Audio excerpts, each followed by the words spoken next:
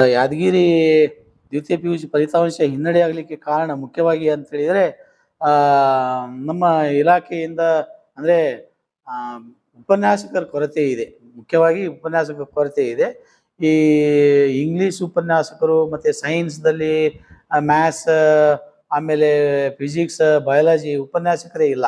ಹೀಗಾಗಿ ಮತ್ತು ವಿದ್ಯಾರ್ಥಿಗಳು ಸಾಕಷ್ಟು ಗ್ರಾಮೀಣ ಭಾಗದಲ್ಲಿ ವಲಸೆ ಹೋಗುವುದು ಮತ್ತು ಸತತವಾಗಿ ಗೈರು ಹಾಜರಾಗಿರುವುದು ಈಗ ಇವುಗಳನ್ನು ಮುಖ್ಯವಾಗಿ ಕಂಡುಬರ್ತಿದೆ ಯಾದಗಿರಿ ಜಿಲ್ಲೆಯಲ್ಲಿ. ಹೀಗಾಗಿ ಇಲ್ಲಿ ದ್ವಿತೀಯ PUC ಫಲಿತಾಂಶ ಹಿನ್ನಡೆ ಆಗಲಿಕ್ಕೆ ಕಾರಣವಾಗಿದೆ.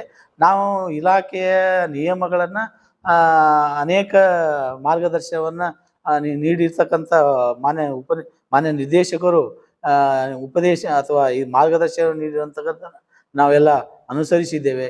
ಫಸ್ಟ್ ಟೆಸ್ಟ್ ಆಗಲಿ, ಮಿಡ್ ಟರ್ಮ್ ಎಕ್ಸಾಮ್ ಆಗಲಿ, ಆಮೇಲೆ ಮಾಡೆಲ್ ಕ್ವಶನ್ ಪೇಪರ್ಸ್ ಆಗಲಿ, ಆಮೇಲೆ 2 ಪ್ರಿಪೇರ್ಟರಿ ಎಕ್ಸಾಮ್ ಆಗಲಿ, ಸಾಕಷ್ಟು ಡ್ರಿಲ್ಲಿಂಗ್ ವರ್ಕ್ ನಾವು ವಿದ್ಯಾರ್ಥಿಗಳಿಗೆ ಕೊಟ್ಟಿದ್ದೇವೆ.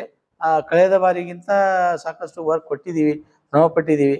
ಮತ್ತು ವಿದ್ಯಾರ್ಥಿಗಳು ಈ ವರ್ಷ ಲಾಸ್ಟ್ ಇಯರ್ಗಿಂತ ಕಳೆದ ವರ್ಷಕ್ಕಿಂತ ಈ ಬಾರಿ ಫಲಿತಾಂಶ ಉತ್ತಮ ಫಲಿತಾಂಶವೇ ಆಗಿದೆ. ಗೌರ್ಮೆಂಟ್ ಕಾಲೇಜುಗಳ ದೃಷ್ಟಿಯಿಂದ ನೋಡಿದರೆ ನಾವು ಯಾದಗಿರಿ ಜಿಲ್ಲೆ 29ನೇ ಸ್ಥಾನದಲ್ಲಿ ಇದ್ದೇವೆ.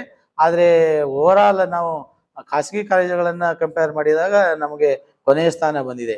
ಹೀಗಾಗಿ ನಮಗೆ ಕೊನೆಯ ಸ್ಥಾನ ಬಂದಿದ್ದಕ್ಕೆ ಬೇಸರ ಇದೆ. ಸಾಕಷ್ಟು ವಿದ್ಯಾರ್ಥಿಗಳ ಮತ್ತು ಇಲ್ಲಿ ಉಪನ್ಯಾಸಕರ ಮತ್ತು ಪ್ರಾಂಶುಪಾಲರ ಶ್ರಮ ಇದೆ. ಆದರೂ ಕೂಡ ನಾವು ಸ್ಟೇಟ್ನಲ್ಲಿ ನೋಡಿದರೆ ಯಾದಗಿರಿ ಜಿಲ್ಲೆ ಕೊನೆಯ ಸ್ಥಾನ ಇದೆ, ಬೇಸರ ಇದೆ. ಈ ಮುಂದಿನ ದಿನಗಳಲ್ಲಿ ಆ ರೀತಿ ಬರದಂತೆ ನಾವು ನೋಡಿಕೊಳ್ತೇವೆ, ಶ್ರಮ ಮಾಡ್ತೇವೆ. ಅಂದರೆ ಹೆಚ್ಚಿನ ಗಮನ ವಹಿಸ್ತೇವೆ, ಹೆಚ್ಚಿನ ಪಾಠ ಪ್ರವಚನವನ್ನು ಆಗುವಂತೆ ನಾವು ನೋಡ್ಕೊಳ್ತೇವೆ. ಇಲಾಖೆ ನಿಯಮಗಳನ್ನು ಚಾಚು ತಪ್ಪದೆ ನಾವು ಪಾಲಿಸ್ತೀವಿ. ಮಾನ್ಯ ನಿರ್ದೇಶಕರ ಆದೇಶಗಳನ್ನು ಎಲ್ಲ ಮಾರ್ಗದರ್ಶನವನ್ನು ಅನುಸರಿಸಿದ್ದೇವೆ.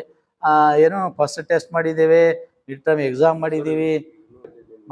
ಮಾನ್ಯ ಮುಖ್ಯಮಂತ್ರಿಗಳು ಜಿಲ್ಲಾಧಿಕಾರಿಗಳಿಗೆ ನಮ್ಮ ದ್ವಿತೀಯ PUC ಫಲಿತಾಂಶವನ್ನು ಕೇಳಿದಾಗ ನಾವು ಹಿನ್ನಡೆ ಆಗಲಿಕ್ಕೆ ಕಾರಣಗಳನ್ನು ನಾವು ಕೊಟ್ಟಿದ್ದೇವೆ.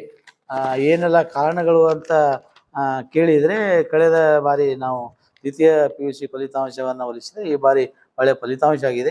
48 ಇದ್ದದ್ದನ್ನು 71.20ರಷ್ಟು ನಮಗೆ ಫಲಿತಾಂಶ ವೃದ್ಧಿಯಾಗಿದೆ.